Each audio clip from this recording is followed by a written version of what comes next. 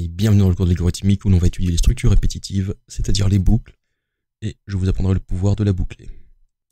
La première boucle que l'on va regarder est la boucle tant que faire. Donc, on écrit tant que. Là, on va donner une expression booléenne, une ou plusieurs d'ailleurs. Je peux faire une expression booléenne, et après je pourrais dire et une autre expression booléenne, voilà, où je pourrais mettre ou, etc. Tout ce qu'il faut, c'est que ce soit de l'expression booléenne. Donc, tant que l'expression booléenne est vraie, on demande de faire des instructions. Et je termine avec un fin tant que. Voilà. Donc, quand je suis au-dessus du code ici, quand je vais arriver dans la boucle tant que, je regarde l'expression booléenne. Si elle est vraie, j'exécute alors les instructions. Quand je suis à la fin, je remonte au début de la boucle, je regarde si l'expression booléenne est toujours vraie ou fausse, est toujours vraie ou si elle est devenue fausse. Si elle est toujours vraie, je recycle, et ainsi de suite. Et au moment où elle devient fausse, je sors de la boucle et je continue vers le bas. Il existe une boucle un peu jumelle, qui est la boucle faire tant que il existe une expression booléenne qui est vraie. Et donc là, on exécute les instructions.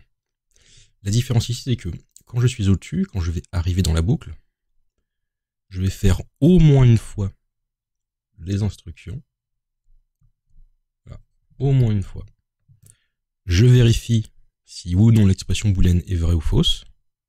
Et si elle est vraie, je reviens au début et je continue. Je recycle et je vérifie si l'expression booléenne est vraie ou fausse. Si elle est vraie, je remonte, etc. Et dès qu'elle devient fausse, je vais vers le bas. Alors j'ai une très belle illustration à propos de ça. Voilà. On peut donc voir ici que bip bip applique le code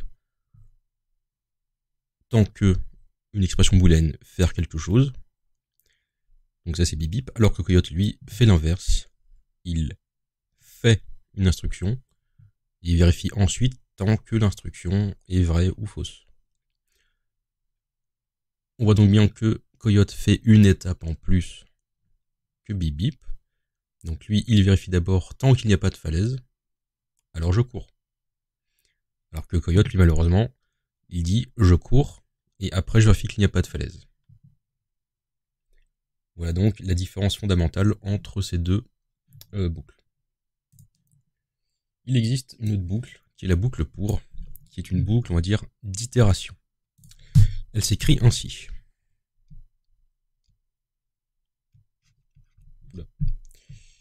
Pour, on va dire, une variable, donc là il faut donner un nom, qui va prendre une valeur, alors pas de début, mais bien de début, voilà,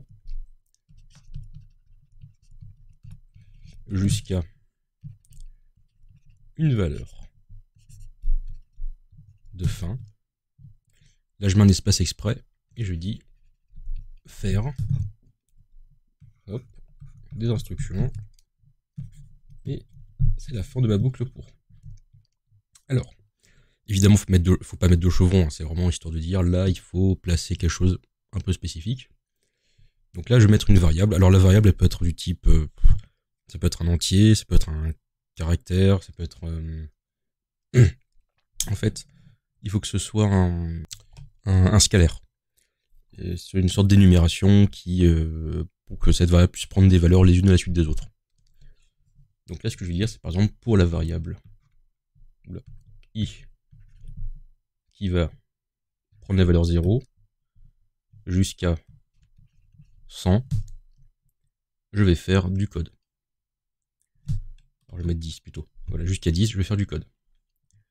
Alors le trou qui est ici, c'est si j'ai envie de faire dans le sens décroissant. Par exemple, si je vais de 100 jusqu'à 10, je vais donc indiquer que j'y vais de façon décroissante. Voilà, ça me permet de bien préciser. Je vais à une valeur, mais je vais aller je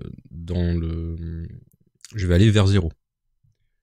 Donc là, i va prendre la valeur de 100 jusqu'à 10, valeur après valeur, donc il va faire 100, 99, 98, etc. C'était donc les 3 boucles différentes qu'on va voir pour le langage Algo. Et je vous propose qu'on regarde les implémentations en Python et en C. Alors, on va d'abord commencer par le C. Donc, on peut voir alors que là, j'ai deux fichiers. Le premier, c'est la boucle faire tant que, tandis que le deuxième est la boucle tant que faire. On va d'abord regarder celle du bas, là, tant que faire, le while. Donc, on voit que j'ai une variable résultat et ici une variable passage. Alors, vous allez voir, les boucles sont un peu débiles, mais c'est vraiment pour montrer la différence entre les deux. Je dis tant que passage est plus petit que moins 1, donc sachant que passage est égal à 0 dans les deux cas, alors j'exécute du code. Alors au passage, ça veut dire que j'incrémente passage. Passage va monter en valeur. Bon.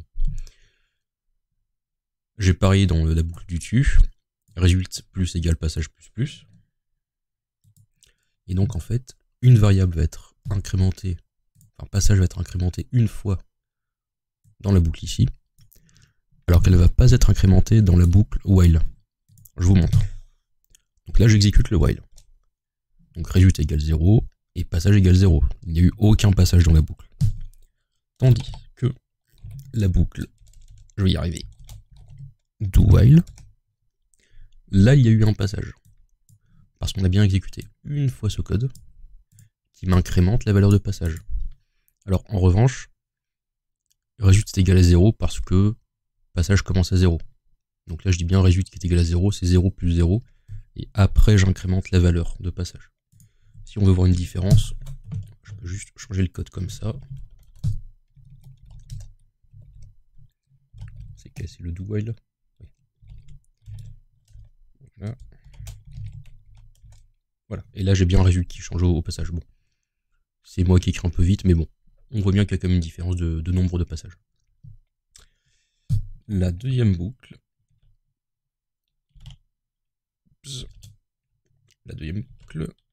voilà, la boucle for. Donc là je dis, j'ai une variable i qui est égale à 0, qui va aller jusqu'à 10, non compris donc jusqu'à 9, et j'incrémente i. Et résulte va être la somme de chaque valeur de i. Donc résulte ça va être la somme de 0 à 9. On regarde.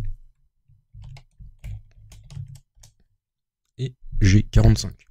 Donc 1 plus 2 plus 3 plus 4 jusqu'à 9 est égal à 45. On regarde maintenant le code en Python. Donc dans le code en Python, j'ai fait plusieurs boucles. Là il y a la boucle while, la boucle faire tant que faire, pardon. Ici la boucle faire tant que, do while.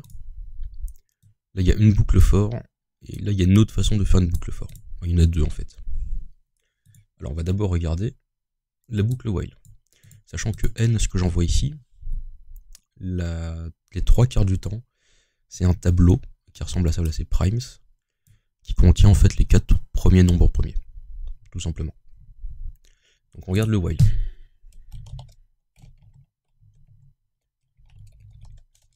Voilà. Donc le while, je dis bien, j'ai une variable i. Tant que i est plus petit que la taille de mon tableau, donc 4, j'affiche l'élément dans mon tableau et j'incrémente i.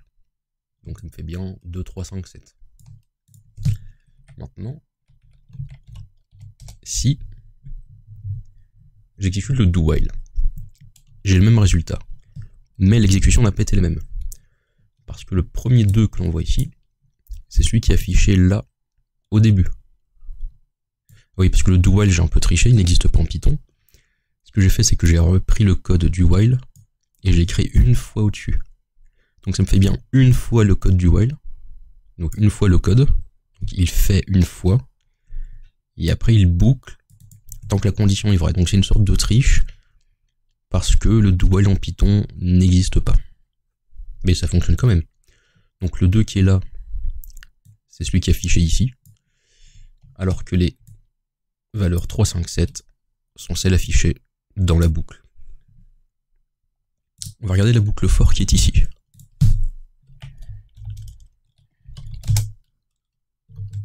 Oui, c'est fort. Voilà. Donc pareil, ça m'affiche 2, 3, 5, 7, mais c'est fait différemment. Là je dis pour i qui va aller de valeur en valeur. Donc là j'utilise la fonction range qui va me renvoyer pour le coup une valeur entre 0 et la taille du tableau moins 1. Donc la taille du tableau c'est 4, parce qu'il y a 4 éléments, 2, 3, 5, 7. Et donc il va recevoir 0, 1, 2, 3. Ça fait bien 4 valeurs, et ce sont les 4 indices dont j'ai besoin pour accéder à mon tableau. Et on va voir la boucle for numéro 2. En fait, il y en a 2 dans la boucle for 2, dans le fonction for 2. Dans la procédure for 2 même. Donc, la première boucle for qui affiche 45, c'est celle qui est ici. Alors, j'envoie la valeur 10 à ma fonction. Et là, ce que je dis, c'est pour i qui va aller de 0 à 10, mais moins 1, donc de 0 à 9, j'incrémente résulte par i. Donc là, en fait, je fais pareil, je fais la somme des valeurs de 0 à 9. L'autre fonction qui est ici est un peu différente et vraiment très spécifique à Python. En fait, ce que je vais dire, c'est, voilà, c'est celle qui est ici. Si n est un type list, ce qui est le cas avec mes nombres premiers, je vais piocher mes éléments un à un dans ma liste. Donc là, en fait, élément, c'est le premier élément que je pioche dans ma liste, je l'affiche, et ensuite je vais chercher l'élément suivant. Et comme ça, en fait, je boucle, j'itère dans ma liste d'élément en élément. Donc là, je peux pas jouer avec les indices. Tout ce que je fais, c'est récupérer les éléments un à un. Voilà. C'était les boucles pour, et le boucle pour. La boucle pour, donc en Python, fonctionne un peu différemment. Pour le reste du cours, voilà, on a vu donc les boucles. Ce qui est bien, c'est que du coup, je vais enfin pouvoir commencer les exercices pour les BTS, parce que c'est tout ce dont ils ont besoin en général pour ce genre d'exercice. Déclarer une fonction, faire des tests, donc si, sinon si, et boucler sur des conteneurs, donc des chaînes de caractères, des listes, etc. Donc je vais enfin pouvoir commencer leurs exercices, comme ça va aller vite, et après je pourrai prendre des cours un peu plus orientés programmation ou algorithmique, etc., mais d'un autre niveau. Je vous dis donc au prochain cours, et d'ici là, n'oubliez pas, bouclez-la.